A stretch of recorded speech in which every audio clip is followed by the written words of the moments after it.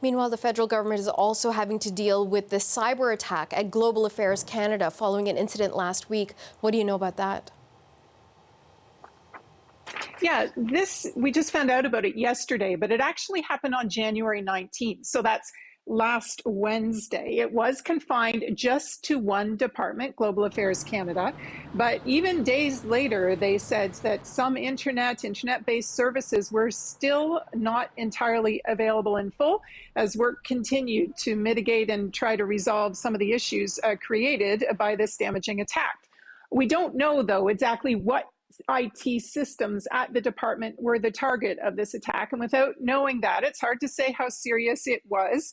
We have seen internal messages that suggest that Canadian officials working at missions abroad could not access their email communications, at least for a time.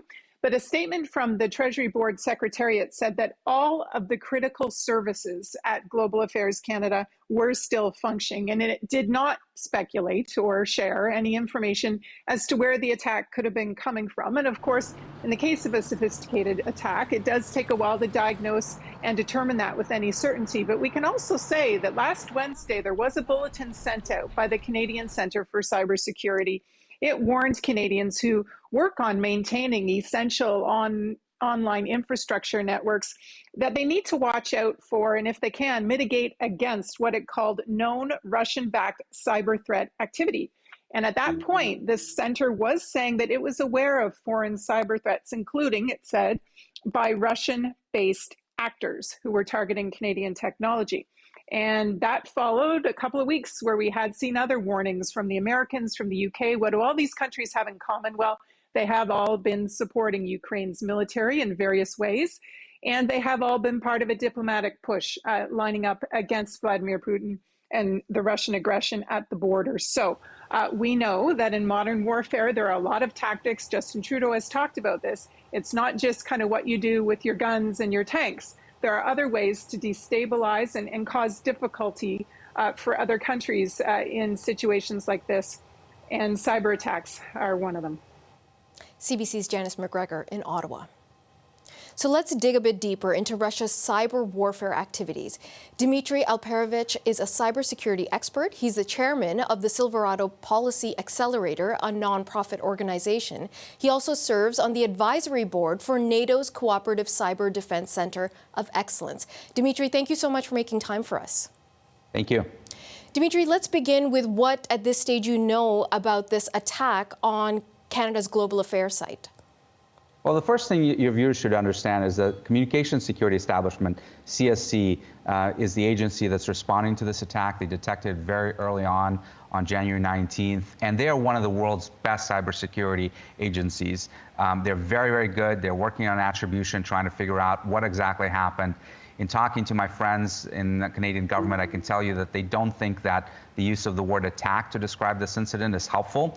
They're calling it an incident, which tells me that they don't believe that it was destructive in nature, and it could just be an intrusion that was designed for intelligence collection purposes to try to steal some information from Canadian networks. Certainly serious, but not as serious as something that takes networks down, destroys data, destroys computers.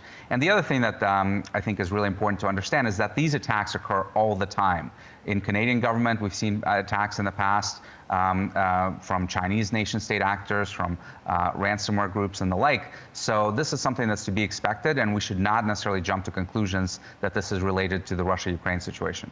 Okay, so there's a lot of interesting context there, Dmitry, and that's interesting to know the difference between an attack and an incident. But nevertheless, this is certainly worrisome because people are doing things they're not supposed to do. What's your best guess as to who would have been behind this and what the purpose would have been?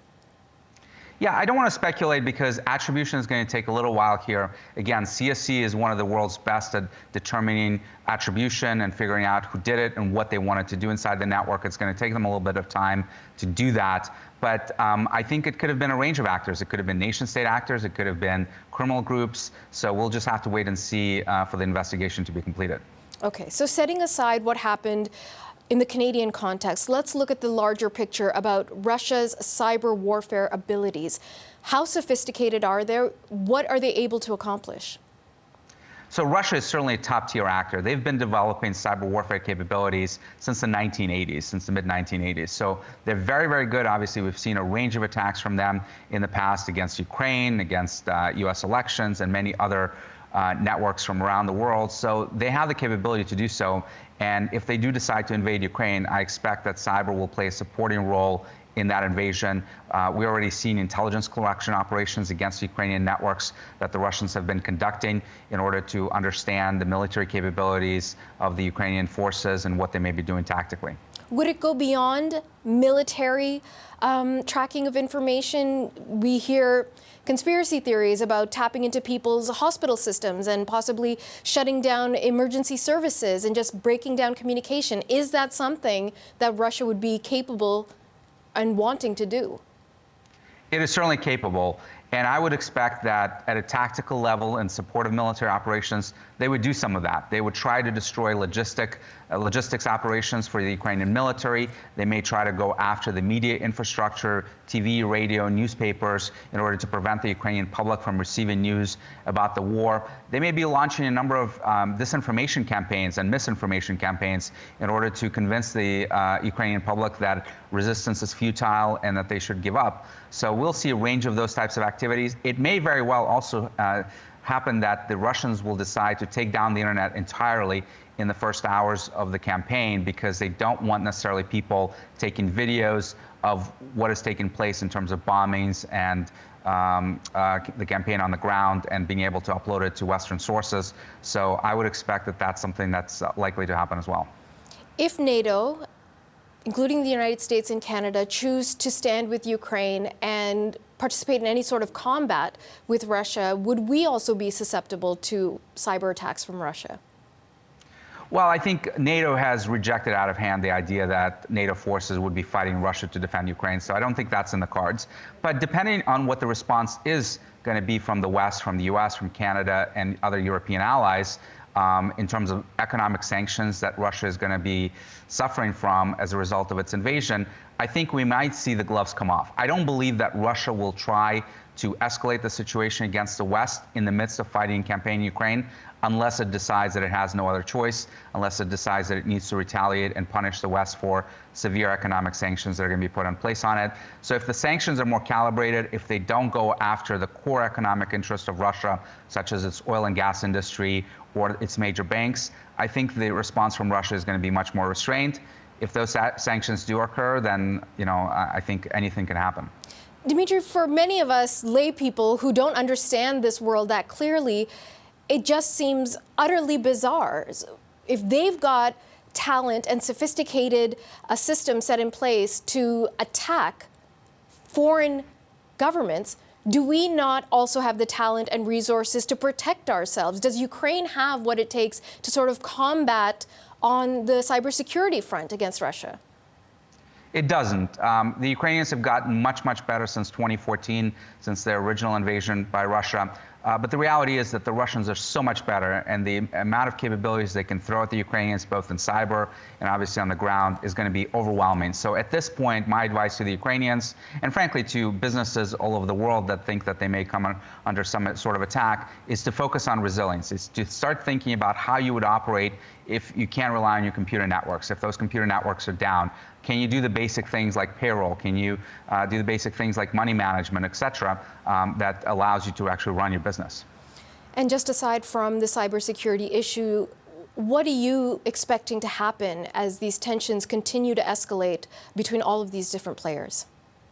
Well, I've been studying the Russian military and its political system for a couple of decades now, and everything that I'm seeing gives me quite a high degree of confidence, unfortunately, that Russia is very, very likely to invade, potentially as soon as next week, but could come in the next couple of weeks. And I think it's going to be a significant invasion. I don't believe that it will be limited to just the Donbass region.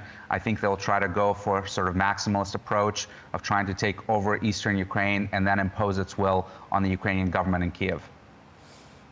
That sounds ominous. Okay, Dmitry, thank you so much for your insights and your time today. I hope we can speak again. Thank you. Dmitry Alperovitch is a cybersecurity expert. He also serves on the advisory board for NATO's Cooperative Cyber Defense Center of Excellence.